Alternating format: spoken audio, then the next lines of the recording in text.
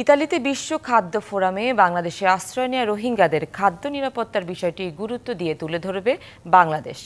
এছাড়া রোহিঙ্গা ক্যাম্পগুলোতে যাতে কোনো মানবিক বিপর্যয় না ঘটে সে দিকটি সহ আলোচনা হবে নানা বিষয়। অনুষ্ঠানে অংশ নিতে রবিবার ঢাকা ছাড়ছেন প্রধান উপদেষ্টা ডক্টর মোহাম্মদ ইউনূস। 2017 ও 18 সালে মিয়ানমারে ব্যাপক জাতিগত নিধনের কারণে বাংলাদেশে অনুপ্রবেশ করে কয়েক লাখ রোহিঙ্গা। পরে বিভিন্ন সময়ে ঢুকে পড়াদের মিলিয়ে এখন কক্সবাজারের বিভিন্ন ক্যাম্পে বাস প্রায় 15 লাখ রোহিঙ্গার। বিভিন্ন আন্তর্জাতিক এবং সরকারি বেসরকারি সহায়তায় গত প্রায় 8 বছর ধরে এসব রোহিঙ্গার ব্যবস্থাপনা চলে আসছে, কিন্তু সম্প্রতি অর্থ সহায়তা কমে যাওয়ায় দুশ্চিন্তায় পড়েছে বাংলাদেশ।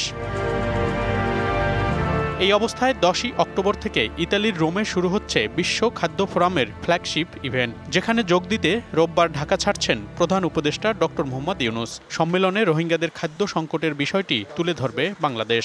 যে রোহিঙ্গা জনগোষ্ঠী যারা বাংলাদেশে আছে তাদের সেখানে যাতে কোনো ধরনের খাদ্য সংকট সৃষ্টি না হয় বা খাদ্য সংকটের ফলে সেখানে আবার নতুন কোনো মানবিক বিপর্যয় না ঘটে সেটাও এনশিওর করা।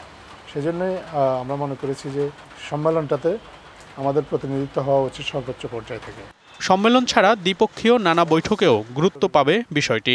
রাষ্ট্রের সর্বোচ্চ পর্যায়ে সর্বোচ্চ গুরুত্ব দিয়ে এই এঙ্গেজমেন্টটা আমরা চালিয়ে যেতে চাই, যাতে করে ভবিষ্যতে খাদ্য নিরাপত্তা নিশ্চিত করা যায়।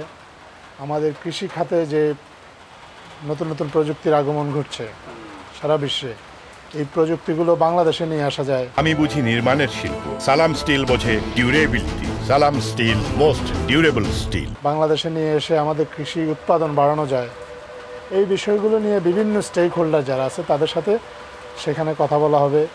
সম্প্রতি যুক্তরাষ্ট্র সফরে জাতিসংঘে রোহিঙ্গা বিষয়ক সম্মেলনের পর রোহিঙ্গাদের জন্য 2 দেশ থেকে নতুন করে অনুদানের আশ্বাস পেয়েছে বাংলাদেশ। মনিরুল সোহাগ, ডিবিসি নিউজ, ঢাকা।